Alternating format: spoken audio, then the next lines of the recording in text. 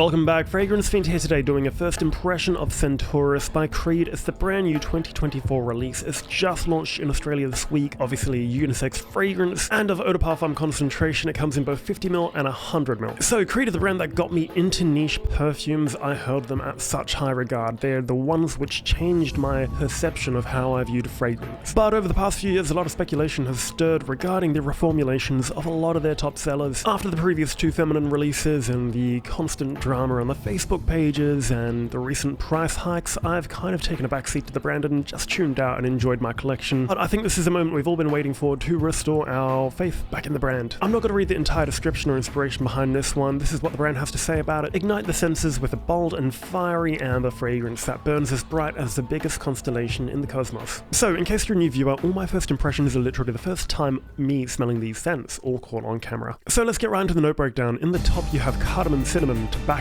and pink pepper, with the heart of geranium, sandalwood, heliotrope, jasmine, and patchouli. Lastly, with a base of benzoin, tolu balm, tonka bean, ambroxan, and bourbon vanilla. So this is really monumental for the brand. They haven't really done many amber scents before, and this is such a turning point for them. The whole amber category has been really well covered in this industry, so let's see if they set themselves apart with this one. As far as I've known Creed, they've always been the connoisseurs of fresh, fairly easy to wear but mature masculine scents that also use really high quality materials. So let's finally get into it. Wow, that's very different to what I was expecting. Okay, it's definitely changing quite rapidly. Obviously the cardamom is very present, giving that spice, the tobacco is giving that smokiness, even the bourbon vanilla in the base is already coming out. There's something about this which is so familiar, even though I did mention Naxos as it's beginning to dry down a tiny bit, that quickly faded. I'm actually incredibly surprised. It's nothing like I expected from the brand. I think it's incredible in the opening, but let's see how it dries down.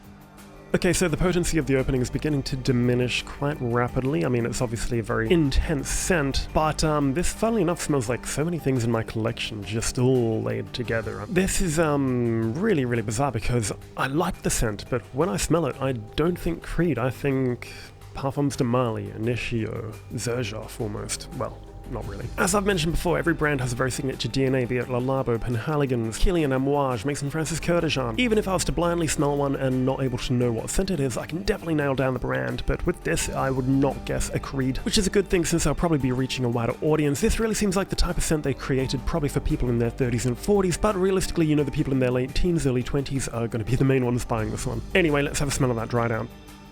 So that initial cardamom, that cinnamon is definitely fading away now. The spice element is kind of gone. There's still an underlying smokiness, which obviously is different to spice. I'm loving that element of geranium and patchouli. The two go hand in hand really well together. The sandalwood is also apparently from Sri Lanka, which is quite odd because I know they used to use Western Australian sandalwood, which does come at a very high cost, so I don't know if they're skimping costs by getting Sri Lankan sandalwood, as ours, because I'm from Western Australia, is quite premium. And you can definitely tell how different this sandalwood is compared to a lot of other brands that use our sandalwood, such as Santal 33 by Le Labo, or WD18 by A Another, or TLY 5755 by Soulagnon. Even though I loved that opening and the heart is still developing while I'm getting a tiny bit of a glimpse of that base, but it's a pretty well covered ground in the broader spectrum of, I guess, the fragrance industry. Not that it should impact my view of this fragrance, because I still think it's pretty impressive for what they've done, but you can definitely find fragrances like this or in the general realm of this type of DNA for a much cheaper price. I mean, in Australia it's $409 for 50ml and $579 for 100ml. I mean, that's now more than Aventus, and I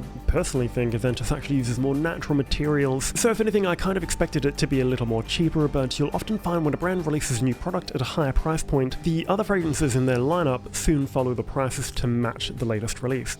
The scent itself does smell very timeless yet modern. I mean, you look back to Viking, which is a very classic fougere style of fragrance, something you don't really see in today's world, with all the recent flankers of Aventus and the brand new triple distilled one which comes out in a bit. So it's literally been since 2017 since we've had a flagship male fragrance from the brand. So yes, that excludes all the flankers of Aventus or Viking Cologne. They're not counted as new flagship fragrances. Even though this one is unisex and a woman can definitely get away with wearing it, it does sit more masculine. So I have no idea if they labeled labelled this one unisex simply to appeal to a wider audience, especially since the majority of their demographic is a male audience. I mean, if they did label this one a masculine fragrance, I simply think it might do a lot better. Generally because the average person hears unisex and they think that it's not masculine enough. So yes, the price point is high, especially for a fragrance that does smell a little more on the synthetic side. You can definitely smell the more natural ingredients such as sandalwood, the vanilla. So is it justifiable? Well, definitely not for me. I mean, I've got a pretty large collection myself. I own a lot of things in this similar territory, and this one does not separate itself from anything that I've really got. Honestly, I feel like if I laid Nexus for the honeyed tobacco elements alongside Tobacco 28 for the more cardamom spicy smokiness, that I'd get a pretty similar result to Centaurus. Overall though, I'm definitely very impressed. You'll see my ratings out of 10 at the very end of the video, but